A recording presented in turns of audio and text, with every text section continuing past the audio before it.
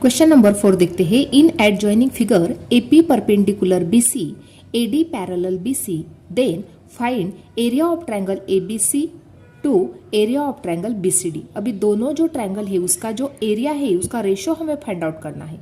तो फर्स्टली यहाँ पे ये जो डायग्राम दी गई है उसको ध्यान से समझना है बच्चों। यहाँ पे देखो एबीसी ट्रायंगल है और बीसीडी ट्रायंगल है।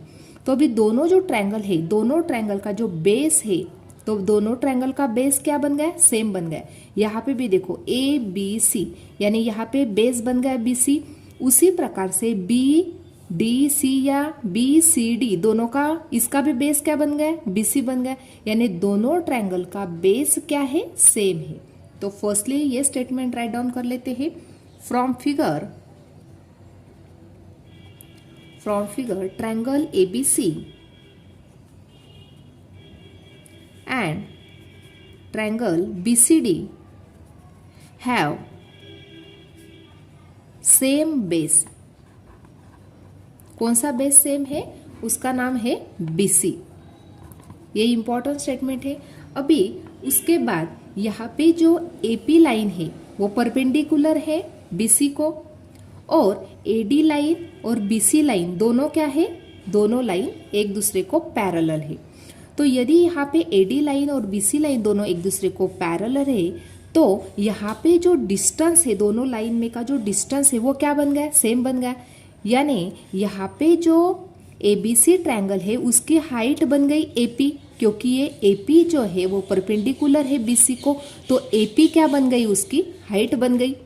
उसी प्रकार से यहाँ पे जो ट्रायंगल है बीसीडी, तो यदि हम यहाँ पे इस प्रकार से यहाँ पे इसको परपेंडिकुलर ड्रॉ करते हैं तो ये भी क्या बन जाएगी, इक्वल बन जाएगी एपी की।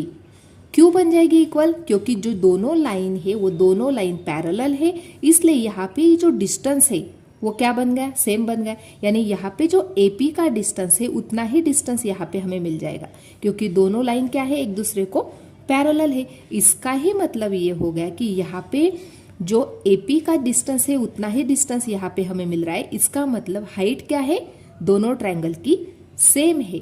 तो हम यही स्टेटमेंट को राइट डाउन कर लेते हैं। देयरफॉर यहाँ पे दिया गया है AP परपेंडिकुलर BC, ये दिया गया है, और दिया गया है यहाँ पे AD parallel to BC। AD line क्या है, BC को पैरेलल है। तो हम राइट डाउन कर सकते हैं therefore triangle ABC and triangle BCD दोनों जो ट्रायंगल है दोनों ट्रायंगल की जो हाइट है वो क्या बन गई, इक्वल। तो राइट डाउन करेंगे हैव इक्वल हाइट। दोनों ट्रायंगल की जो हाइट है वो क्या है, इक्वल हाइट है। दैट इज AP क्या बन गई, वो दोनों ट्रायंगल की हाइट बन गई। तो राइट डाउन करेंगे। अभी हमें क्या राइट डाउन करना है, एरिया। देयरफॉर वी नो, अभी फर्स्ट ट्रायंगल का एरिया और सेकंड ट्रायंगल का एरिया दोनों का क्या करना है, हमें रेशो राइट डाउन करना है। तो राइट डाउन करेंगे therefore area of triangle ABC upon area of triangle BCD equal to, अभी दोनों ट्रायंगल का बेस क्या है, सेम है। तो राइट डाउन कर लेंगे। फर्स्ट ट्रायंगल का बेस है BC इंटू फर्स्ट ट्रायंगल की हाइट क्या है, AP। उसी प्रकार के सेकंड ट्रायंगल जो है BCD उसका बेस है BC इंटू हाइट क्या है, AP, क्योंकि जितनी हाइट AP की है उतनी ही हाइट यदि हम BCD के बाहर परपेंडिकुलर डालते हैं तो उतनी ही हाइट हमें AP की जितनी है उतनी ही मिल जाएगी।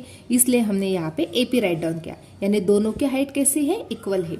तो यहाँ पे सब इक्वल मिल गया तो BC कैंसिल हो गया, AP कैंसिल हो गया, इक्वल टू 1/1 इक्वल टू 1:1। इस प्रकार से यहाँ पे दोनों जो ट्रायंगल है उसका रेशो क्या मिल गया हमें, 1:1। Therefore area of triangle ABC to area of triangle BCD equal to 1:1।